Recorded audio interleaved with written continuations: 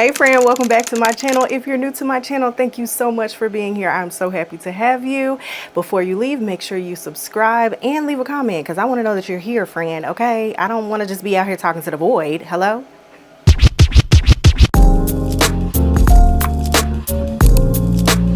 Woo, it has been such a long time since I sat in front of this camera and did long form content. And it's because I was struggling with a lot of the things that I'm going to talk about in this video. Yeah, you saw the title? My friends with ADHD, my neurodivergent friends. This one is for us, for sure. If you find yourself doing a lot of things in your mind and not materializing them, one of the things that I struggled with the most as a creator with ADHD was actually the fact that I love so many different things and I feel so passionately about so many different things. It's just very difficult for me to decide which one of those things that I want to talk about all the time. I found that to be very difficult. But then I kind of realized that it was a superpower for me to be able to talk about so many things passionately. Now, let me not give you no false narrative, friend. Listen. You may be able to talk about multiple things and be great at talking about multiple things, but it would benefit you to get really good at talking about maybe 3 of those things. So like out of all those things, I really had to decide, okay, which are the ones that I really love the most? And I came up with motivation, beauty, and fashion. And then within those things, I was able to fit other things that still fit within my content niche. And that's actually a perfect segue into learning how to embrace your authentic voice. I am very sassy by nature. I am someone who has a very fiery personality, but I'm also very humorous and I'm also very fun. And once upon a time, I felt like I was not bringing that to my content. I felt like I wasn't having fun with my content. So I had to figure out like, okay, how can I bring my personality into my content to make it more authentic, to embrace the authenticity of my voice? Your voice is your voice. Nobody else has your voice. Now, people might try to emulate your voice. Have I experienced that? Yes, I have, friend. That's another conversation for another day. Leave it in the comments if you want me to talk about what to do when somebody is copying your content, okay? Anyway, embracing your authentic voice is the most important thing outside of deciding what you are really good at talking about. I also think no matter what you are creating your content on, your content should inspire other people to do their thing also. If your content is not inspiring others to do the thing that they want to do, you might want to change how you present your content.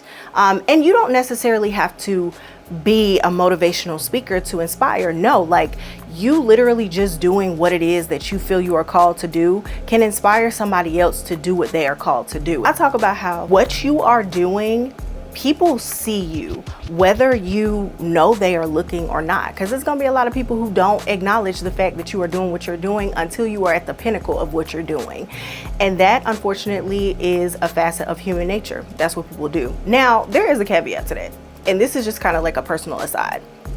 I see all the time on social media where people, you know, complain about their friends and family and loved ones not supporting their content and what they do. And honestly, friend, I feel you 110%. And I've also noticed how people say, well, they're not your target audience. Your content is not for them. You can't expect for them. I think that is so bogus. I think you can have an expectation of the people that you are in relationship with. That doesn't have to be a romantic relationship. That's a platonic relationship. If this person calls you their friend, I don't see the difficulty in liking the post and keeping it moving. They may not be fully invested in the niche that you create from, but that doesn't mean that they can't just leave a like and keep it moving. I don't believe in that type of friendship. I do believe that people are terrible friends and they should do better. Like, how do you call yourself someone's friend and you are not willing to support their content? That brings me to my next point. You really have to be very solid in who you are and what you are creating, because there are going to be people who do not support you. There are going to be people who are envious of what you're doing, and there are going to be people who expect for you to stay the version of yourself that you were before. and they don't expect for you to experience any growth as an individual. So once you do get to the place where you want to get to, or even the next step of where you want to get to, there's going to be some resistance from the people that you've been around. Friend, I need you to clearly understand what I'm saying when I tell you that is not your concern. You cannot do anything about how people feel about what it is that you are doing. They're going to have their own personal opinions, and it is not your personal job to change their opinion of who you are and what you are doing. That is an inside job on their behalf, and it is not an inside job on your behalf. Okay, friend, I don't want to ramble on too long because this is my first video back in a long time. I want it to be nice and bite-sized.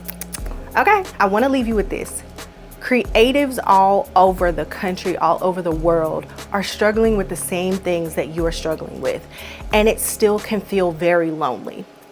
This is why it's important for you to make connections within the creative industry so that you can feel seen, you can feel heard, and you can collaborate with other people as well.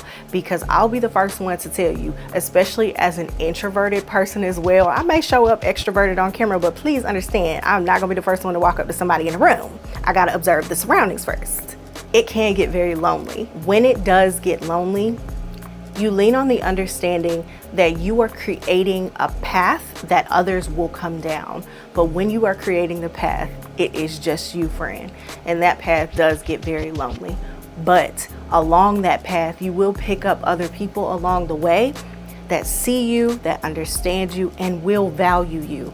They will uplift you, and you'll be able to uplift them as well. All right, friend, I hope you enjoyed this video. And if you haven't already, go ahead and hit that subscribe button and leave me a comment to let me know that you're here, because I don't play like that, okay? I'll see y'all in my next one. Bye.